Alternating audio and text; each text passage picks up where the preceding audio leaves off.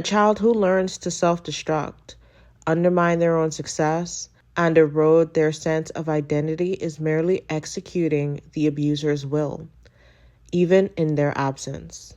For many children of narcissistic parents, self-destruction becomes a form of appeasement, a means of preserving the illusion of control, avoiding punishment, or securing fleeting approval. A psychopathic parent conditions their child to smear themselves long before the world ever gets the chance. They plant the seeds of self-incrimination so deeply that the child begins preemptively destroying their own credibility out of survival. If the parent is known for twisting reality, for weaponizing every mistake, for turning even the smallest misstep into an irredeemable failure, then the safest option is often to confess to crimes they never committed. The child may begin admitting to faults they don't have, exaggerating their own flaws, or framing themselves as the problem, not because they truly believe it, but because getting ahead of the smear campaign feels like the only way to control the inevitable fallout. If they smear themselves first, at least it's on their own terms. If they paint themselves as broken, at least no one else can do it worse. Sometimes, this self-sabotage is an offering, a desperate attempt to appease the parent's sadistic need for degradation.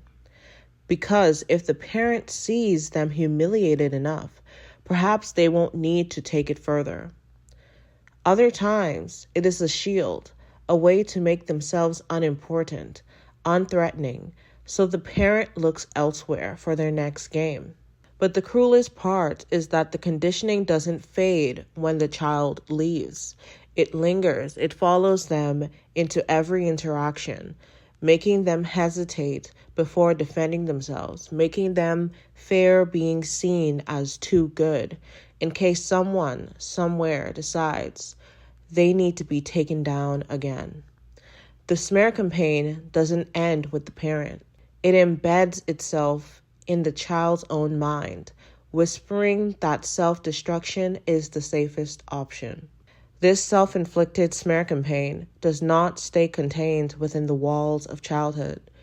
It seeps into every facet of the survivor's life, shaping how they navigate the world.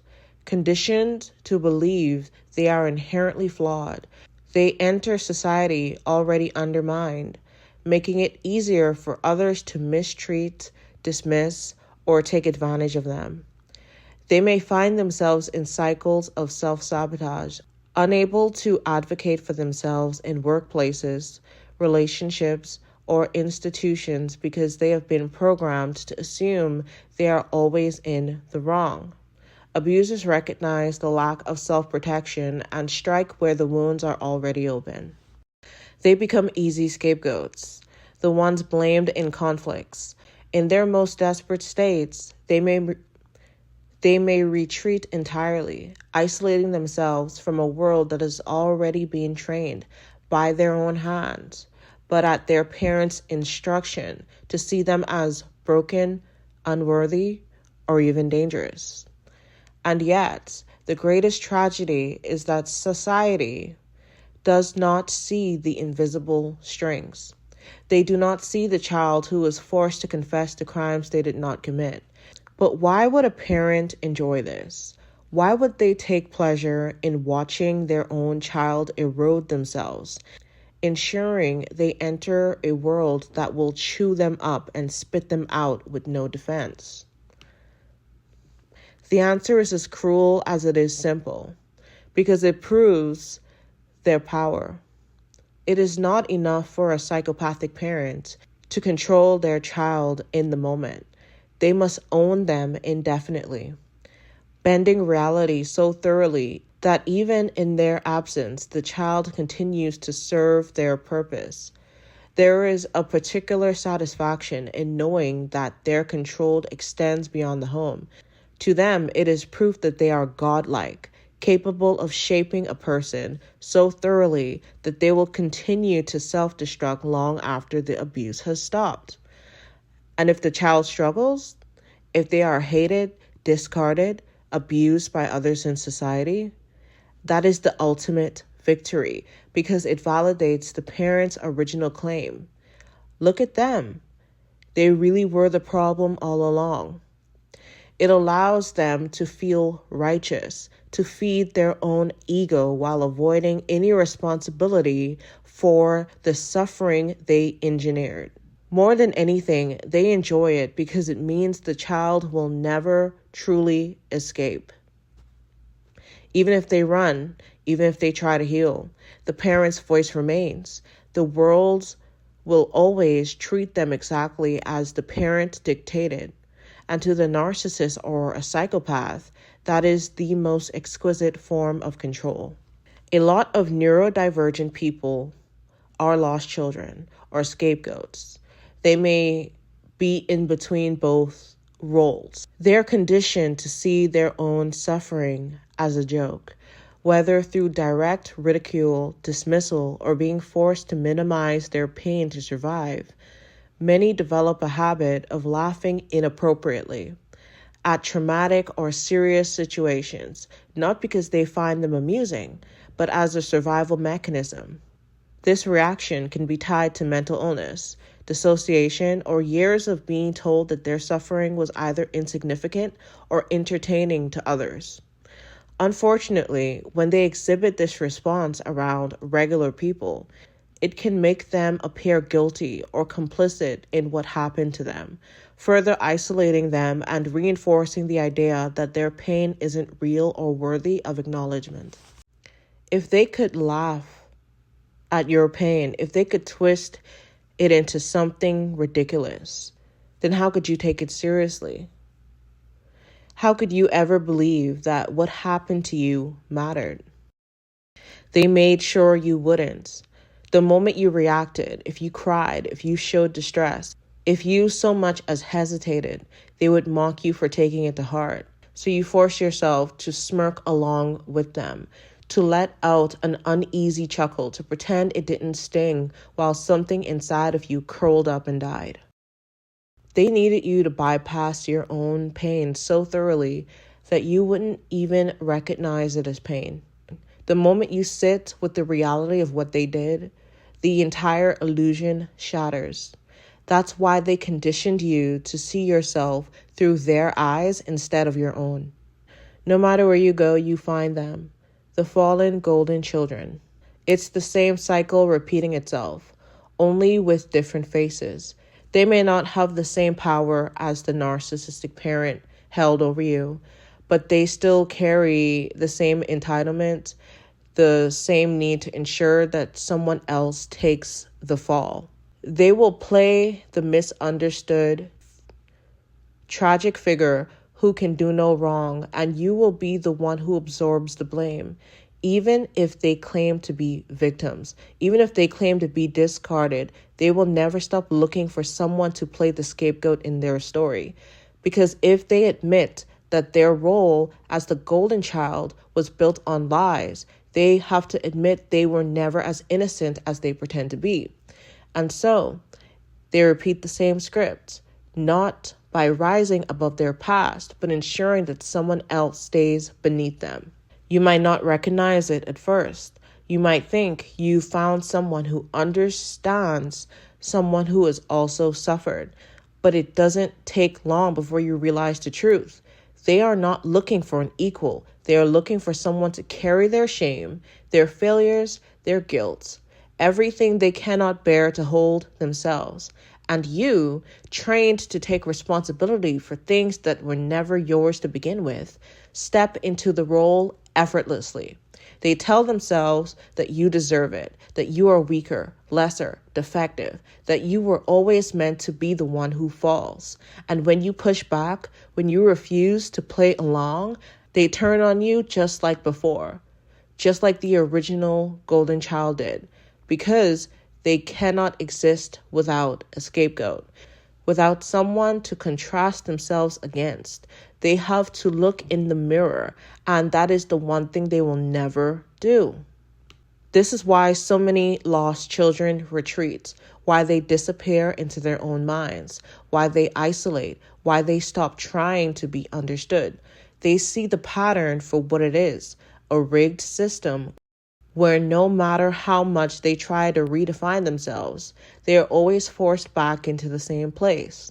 A world where the golden child's fall is never a real fall, only a shift in tactics, a rebranding of their role at someone else's expense. And so the lost child does the only thing they can do. They stop engaging. They fade into the background. They retreat so deeply into themselves that no one can reach them.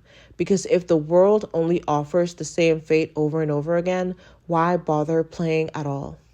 The lost child, worn down by years of erasure and blame, begins to fantasize about their own self-destruction. When existence itself feels like a punishment, the idea of disappearing, of becoming completely undone, becomes comforting. They have been taught that they are the problem, that their presence ruins everything, that they are inherently defective. So wouldn't it be easier if they simply ceased to be? They imagine themselves breaking, falling, dissolving into nothing, and for once, the weight of being the scapegoat lifts. But they do not have to follow through on these thoughts, because somewhere, a narcissist, a psychopath, a fallen golden child is always willing to do it for them. It becomes symbiotic. The lost child has been trained to want their own destruction, and the abuser lives to fulfill it. The predator does not need to coerce. The lost child walks willingly into the fire, already convinced it is where they belong, and the abuser, sensing this, is more than happy to oblige. They chip away at what little self-worth remains. They reinforce the idea that the lost child is worthless, useless, broken beyond repair. They want to fulfill every intrusive thought, every whispered fear, every lingering doubt, and the lost child, in their exhaustion, does not resist. The abuser feels like an architect of fate, sculpting the lost child into the very thing they were always meant to be: discarded, forgotten, and erased. And the cycle completes itself. The narcissist gets to dominate, the fallen golden child gets to rise again, the psychopath gets to play God, and the lost child, they fade exactly as they were conditioned to do. But the most tragic part is this: the lost child doesn't even realize they had a choice. They could have rewritten the script. Usually, by the time they see the pattern, if they ever do, they have already been swallowed whole. The fallen golden child will always seek to rise again. Even when you may both be scapegoated at the moment, they will use the mountain of despair within you to climb back up again, leaving you at the bottom. They never intended to take you with them. They never intended to rescue you. They only intended on using you and look down upon you even when you are at equal footing. While they're at it, they further participate in your smear campaign and additionally paint themselves as a victim by your hands. They did exactly as you wanted. I guess you made them do it, is their reasoning. They did exactly as you wanted, right? It doesn't matter if you said it aloud or not. They saw a pattern and felt obliged to enforce it. If you attempt to save your abuser, you are directly going against God's will. You are interfering with divine justice because you have a misguided attachment to a demon. Many of you fell from your family dynamic because you were healthy, gifted, intelligent, empathetic. Many of you fell because of the positive qualities that you have. And that does not blend into a narcissistic family dynamic. They fell because they could no longer maintain the perfect image of the golden child. So there is no way that you were ever the same. And they will only feel that you are the same to exploit you and further themselves by your suffering. Lost children can disappear, or they can align themselves with either extreme that correlates with their inner wounds. They become flying monkeys. They can become enablers. They can simply disappear, never to be seen again. A lot of them detach entirely from narcissistic families. Some of them stick around, and it is more of a metaphorical way to get lost. They get lost in the drama of the golden child. They get lost in the drama of the scapegoats. And you can see how complicated that can become due to these details that a lot of people leave out. It's not black and white. And if you understand that smear campaigns are ran because it aligns with the wounds of these people, you'd see how they are being exploited.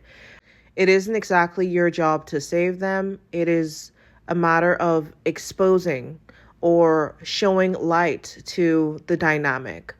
People will always make choices for themselves. People will always decide what's best for them based on their experiences. A lot of people have Stockholm syndrome. A lot of people have no choice but to be with their abusers. They may be financially caught up with them. Not everyone has options. But this is a very good way to view the power dynamics. Please let me know if you enjoyed it. These tend to be very emotionally exhausting. But I wanted to further expand and explain on this very important topic because I'm observing it in other people on here. Please understand that if you are neurodivergent, you are vulnerable to this sort of manipulation. I am also neurodivergent. Please take heed, take warning to what I am saying. Please think about it. Okay? Have a lovely night. Take care, always. God bless. Goodbye.